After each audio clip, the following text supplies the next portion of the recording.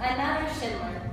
Every single year, in almost every single class, this seems to be the reaction from every single one of my teachers. Now you're probably thinking, come on Sydney, I'm sure you're misunderstanding the teacher and they're actually saying, oh, another Schindler. No, I wasn't.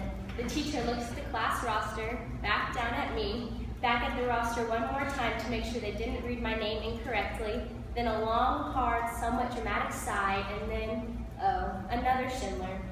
After this happened during my first 4 or 5 classes freshman year, I started to really wonder why this kept occurring. Why was my name so well known? I know there's a movie with my name as the title, but that couldn't be it. I know I'm definitely not famous, so once again, that could also not be the case. And then it hit me. I knew he was a loud pain in my butt at home, but I never thought he could be the reason here at school.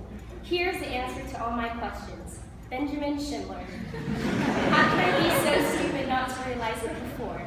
My older brother, my loud, obnoxious, crazy, somewhat intelligent, lacking common sense, annoying, and extremely cocky older brother is the reason why teachers sigh, maybe even die a little when they read my name.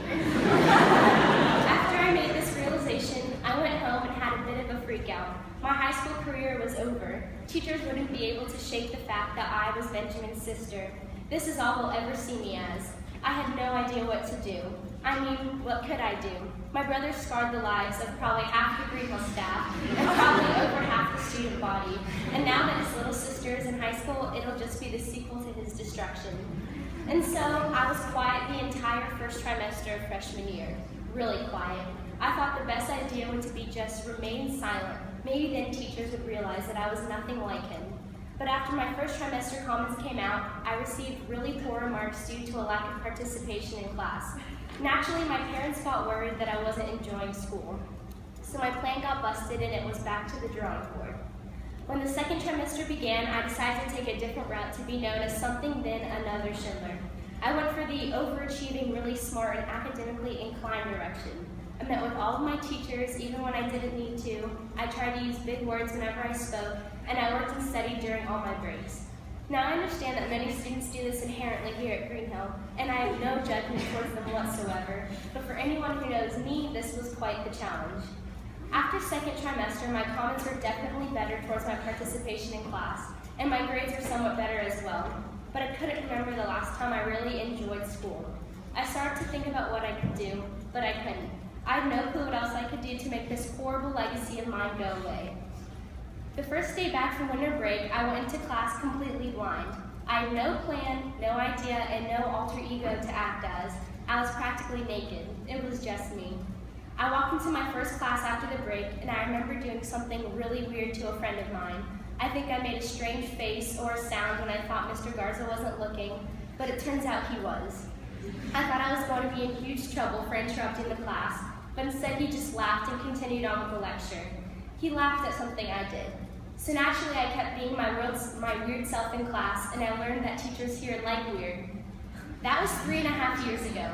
For anyone who doesn't know me, I am very weird, very energetic, and sometimes crazy if you want to put it that way. But that's just who I am.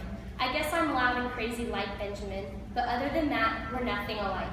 And because I haven't acted like anyone but myself in 3.5 years, every teacher I've had now knows that I'm the complete opposite of Benjamin Schindler. So what's the point of this whole spiel of mine? The point is, if we all try to act like someone we're not, yes, we may seem smarter or wiser, but we won't feel like ourselves. So do the things the way you want, and if that means making strange noises or weird faces, then do it. The only person that's stopping you from being who you really are is yourself. And if you really care so much about what everyone thinks, well, I guess you're screwed. Because you're never going to be in a place where no one will judge you. That's just something that happens and we all need to get over it. When I tried endlessly to ensure teachers that I was nothing like my brother, I wasn't happy. But when I was myself and didn't have to act like anything, not only was I happy, but I think teachers really did see that I was absolutely nothing like my brother. I didn't give this speech to prove to y'all that I'm nothing like Benjamin, although that is part of my intention.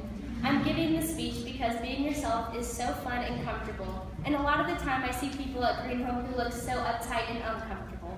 Just cut loose and be yourself. Before you worry about others, worry about yourself. And if you're happy and you enjoy life and you are you, everything else will fall into place. And Mitchell, wherever you are, boy, do you have big shoes to fill. Thank you.